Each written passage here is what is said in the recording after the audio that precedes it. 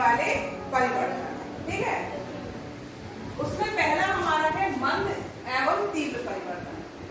आप ये देखना, ये 4 प्रकार के परिवर्तन हमने लिखे हैं, तो इनका जैसा नाम है उसी प्रकार से इनका परिवर्तन होगा और आपको बहुत इजीली याद हो जाएगा। ठीक, पहला है मंद एवं तीव्र परिवर्तन। मंद माने क्या होता है? धीमा होता है ना, स्लो, कोई चीज धीरे धीरे हो रही है, ये तो मंद होता है।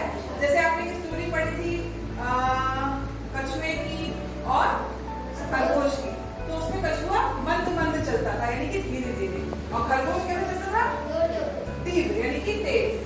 ठीक है, तो ऐसे हम शब्दों को याद कर सकते हैं। मंद माने धीरे, तो वो परिवर्तन जो धीरे धीरे होते हैं वो हमारे कहलाते हैं मंद परिवर्तन। जैसे आप दूध से दही जमाते हो, क्या जैसे थोड़ा सा दही डालते हो दूध में, क्या वो जम जाता है? नहीं जमता है ना, उसको कम से कम 5 से 6 घंटे लगते हैं जमने में, उससे दही में परिवर्तन होने में। तो ये हमारा क्या कहलाएगा? मंद परिवर्तन। ठीक है, तीव्र परिवर्तन क्या होता है? आपने दूध गर्म किया और अचानक से दूध फट गया, तो ये हमारा कैसा परिवर्तन है? तीव्र परिवर्तन है। दोनों में अंतर मिलने आ गया। ठीक, अब नेक्स्ट आते हैं अनुकूल और प्रतिकूल परिवर्तन। अनुकूल मतलब जो हमारे लिए अच्छे परिवर्तन, वो हमारे क्या कहलाते हैं? अनुकूल परिवर्तन। और प्रतिकूल क्या होगा? जो हमारे लिए अच्छे नहीं। अब आप अनुकूल में क्या बताओगे? जैसे गर्मियों का आना, फिर मानसून का आना, फिर सर्दी का आना, ये क्या है? अनुकूल परिवर्तन है ना। ठीक, और प्रतिकूल में अचानक से आप क्लास में बैठे हो, भूकंप आ जाए, तो ये हमारे लिए अच्छा नहीं है ना, तो ये क्या कहलाएगा? हमारे लिए प्रतिकूल परिवर्तन। ठीक है, प्रतिकूल परिवर्तन समझ में आ गया। नेक्स्ट है नियमित और अनियमित परिवर्तन, यानी कोई चीज जो नियम से हो रही है। जैसे कि आप स्कूल आते हो, स्कूल का टाइम है ना, तो उसके लिए आपको कम से कम 2 घंटे पहले उठना पड़ता है। आप उठते हो, फिर नहाते हो, धोते हो, बैग लगाते हो, ब्रेकफास्ट करते हो, उसके बाद टाइम से स्कूल आते हो, फिर यहाँ पढ़ाई करते हो आप, फिर उसके बाद लंच करते हो, फिर पढ़ाई करते हो, और छुट्टी भी टाइम से होती है, ये तो होता है। फिर घर जाके आप टाइम से क्या करते हो? कुछ खाते हो, फिर सो जाते हो, फिर उठ के पढ़ाई करते हो, खेलते भी हो आप, फिर रात में आप खाना खा के सो जाते हो, ये तो करते हो। तो ये जो 24 घंटे हैं, ये हमारे पूरे फिक्स है, डिसाइडेड है कि हमें टाइम से स्कूल आना है ना। तो ये जो नियमित परिवर्तन होते हैं, इन्हें क्या कहते हैं? जो टाइम से होंगे वो नियमित परिवर्तन होंगे। अनियमित क्या है? अनियमित जिसका कोई नियम ना हो, है ना।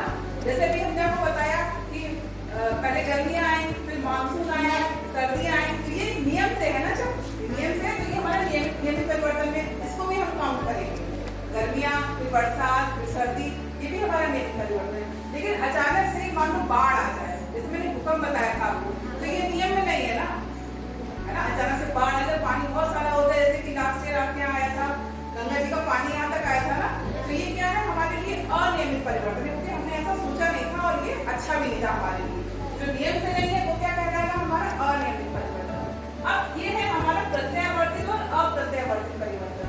प्रत्यावर्तित परिवर्तन क्या होता है? बताओ जरा, कौन बताएगा? देखो हम बताते हैं, बहुत आसान है, नाम से देख के डर लग रहा होगा, लेकिन ऐसा कुछ है नहीं। ये मेरे पास एक रबर बैंड है ना, ठीक है, आप बताना क्या होता है?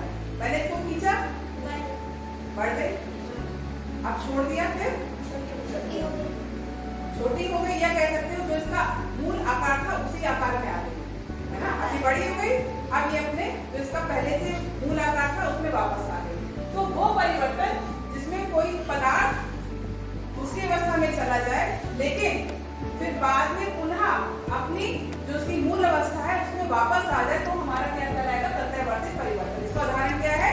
ये रबर बैंड और बलून। गुब्बारे फुलाते हो आप, फुला देते हो, पर छोटा होता है गुब्बारा, फुलाने में बड़ा हो जाता है, लेकिन जैसे ही हम उसकी हवा निकालते हैं तो अपने मूल आकार में आ जाता है। तो वो परिवर्तन क्या कहलाएंगे? हमारे प्रत्यावर्तित परिवर्तन।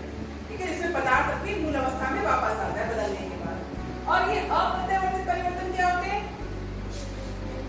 आपने गुब्बारा फुलाया और वो अचानक से फट गया। अब क्या जो फटा हुआ गुब्बारा है वापस अपनी अवस्था में आ सकता है? नहीं, तो फट गया। या कोई पेपर है, आपने उसको फाड़ दिया, तो क्या पुनः अपनी अवस्था में वापस आएगा? नहीं आएगा। तो वो परिवर्तन जिसमें पदार्थ अपनी मूल अवस्था में वापस परिवर्तन है।